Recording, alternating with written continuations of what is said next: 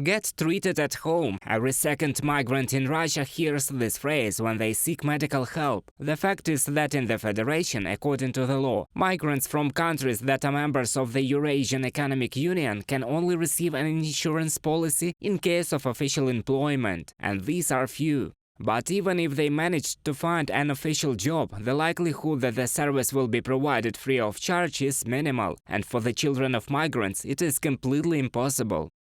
There is absolutely no help for them because only a citizen of the Eurasian Economic Union officially working under an employment contract can receive a compulsory medical insurance policy. Naturally, the child cannot officially work. He or she is not yet 18 and therefore cannot receive insurance. Valentina Chupik, human rights activist.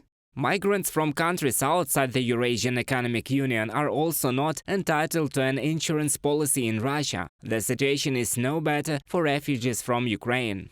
When they end up in the Russian region, then by law their treatment must be paid for from them federal funds. Medical institutions don't understand who will compensate for the money they spend on the treatment of these citizens, so they don't want to contact them and refuse to help. Lawyers of the charitable foundation for assistance to internally displaced citizens of Ukraine from an article of the publication Cherta.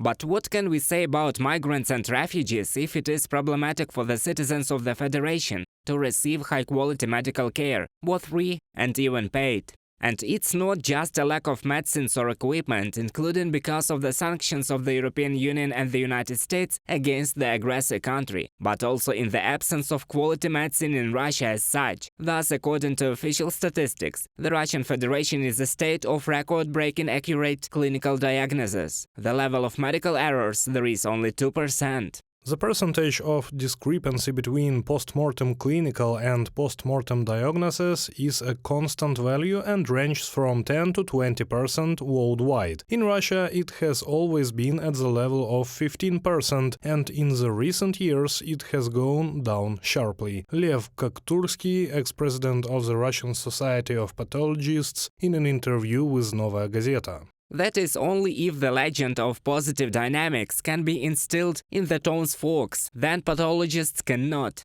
For 11 years in Russia, the main marker of medical defects, the number of discrepancies between lifetime and post-mortem diagnosis, has collapsed by 71%. However, the data that the regions submit to the Ministry of Health needs to be rechecked. After all, there are no such indicators anywhere in the world. From the text of the report, the state and main tasks of the development of the pathological and anatomical service of the Russian Federation. The truth in the reports on the causes of death from the pathologists is not to be expected. And this is not only in the so-called medical solidarity, but in the system itself, experts say. Anyone who dares to publicly tell the truth will be destroyed by the system. Reported by Roman Smoler, Yulia Agranovska, UATV News.